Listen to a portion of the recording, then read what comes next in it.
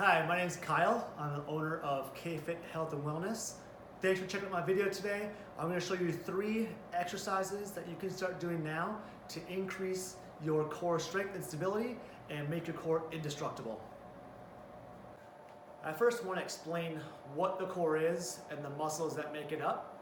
First, we can start with the superficial and deep abdominal muscles and also the muscles of the abdominal wall, and also the mid to lower back muscles. These muscles make up what's called the abdominal brace, and that's the muscles that surround your spinal column and will push up against it and help to brace your spine when doing certain movements. So our first exercise is called the Palloff press. This is what's called an anti-rotational movement. So we're going to use our core to prevent rotation back away from our midline. So I just used kind of a simple band here just wrapped around my squat rack. Just can take an overhand grip, walk out, build some tension up in the band, get a nice even base of support so you have equal weight in both feet. We're going to start just above your belly button. We're going to press outwards, keep your core stabilized, so suck that belly button in, squeeze your butt, and then come back to the start position. So we can change this up quite a bit as far as how long you hold it out, how many reps you do, how far you are away from the anchor point. We can change base of support. All of these different modifications are going to change up the exercise.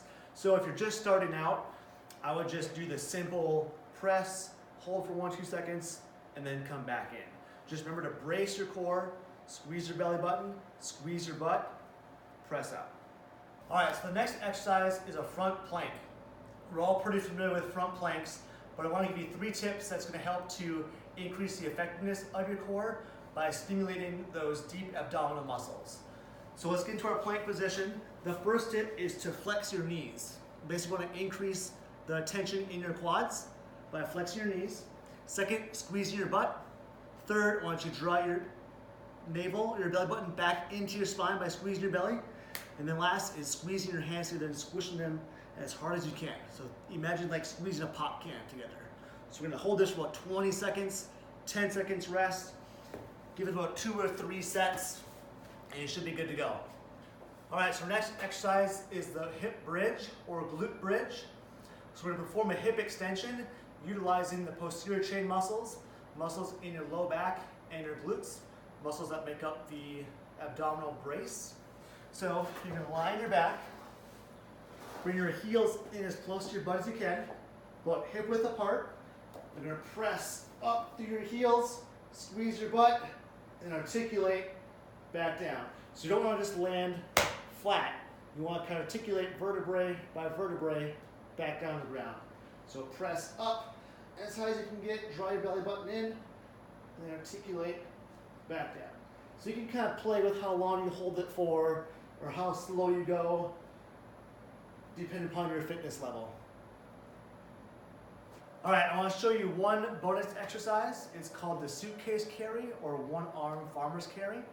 It's an anti-flexion exercise, and that we're going to prevent our torso from leaning to one side. So we're going to recruit the muscles on the opposite side to keep us upright when we load the opposite side. So we're going to use the kettlebell for this one. We're going to load up my right side, and as I walk, I'm going to try to keep my shoulders parallel to the floor by tightening up or stiffening my obliques on the opposite side. So as you walk, just going to take normal steps, normal gait, go a certain distance, and then switch. So you can change this up by where you hold the weight, the size of the kettlebell. You can go into a what's called a front rack position. So we're just kind of changing where the load is. But as you do it, make sure you're maintaining that stiffness on the opposite side and you're not deviating to one side or the other. All right, now to the exercise that I think you need to stop doing. Not because it's not effective, but most people do it wrong, and that's the crunch. So I'm going to show you a demonstration of how to do it the wrong way, and then an alternative you can do if you still want to keep performing the crunch. So the wrong way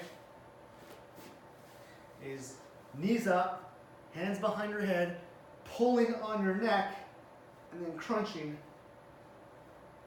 this position. So, first of all, pulling your head forward creates a lot of tension in your neck, in your spinal column, in your cervical spine, a lot of tension in the front of your neck, in your neck muscles.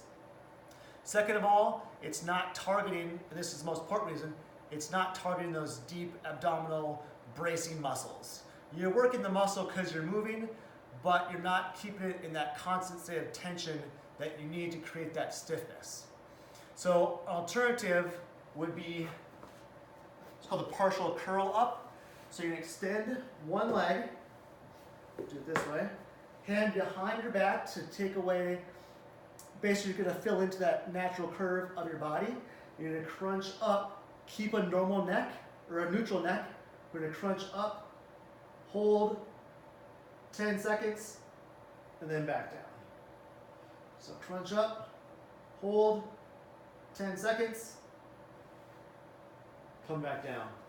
So by doing that 10-second hold, we're working on creating stiffness in that muscle and not just going through kind of repetitive motion. All right, guys, that's it. If you have more questions, contact me, comment below. Yeah, thanks for watching.